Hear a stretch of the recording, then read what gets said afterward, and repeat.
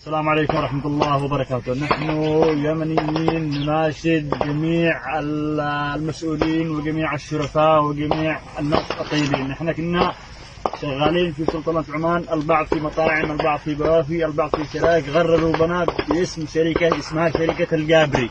قالوا في شركة داخل روسيا بتوظف عمال حراسة أمنيات، فغرروا بنا بيعطونا من 10,000 دولار وراتب شهري ما يعادل 2500 دولار. دخلنا تفوجئنا في المطار، استقبلونا كتيبة من وزارة الدفاع، قالوا لنا احنا بنوظفكم عندنا بحراسة أمنية، خلوا لنا داخل أحواش. بعد يومين جاوا وعطونا بدلات عسكرية، قالوا لنا احنا نحتاجكم على أساس نعلمكم تدريب عسكري مشان تكونوا تحموا أنفسكم.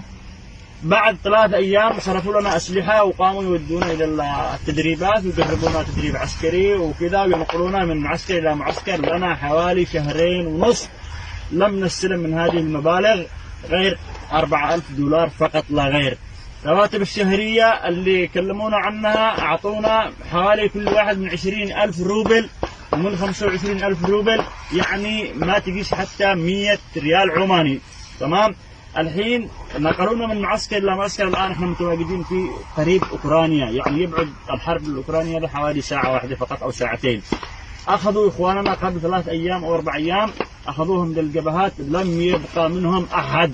حوالي أخذوا 24 نفر أو 25 نفر، لن يبقى منهم أحدا. قتلوهم بالكامل، البعض قتلوهم في العربية في المدفعيات، والبعض هجموا عليهم لداخل مبنى وقتلوهم، ما بقى منهم ولا شيء. الآن يريدوا يأخذونا بالقوة وبالإجبار، يأخذونا إلى الجبهات. والآن قبضهم ممتلئة بالشوارع، والآن قبضهم ممتلئة بالغابة حاملة، ولن يقدروا الوصول إليهم. نحن نناشد السفير الروسي والسفير القنصل اليمني ورشاد العليمي.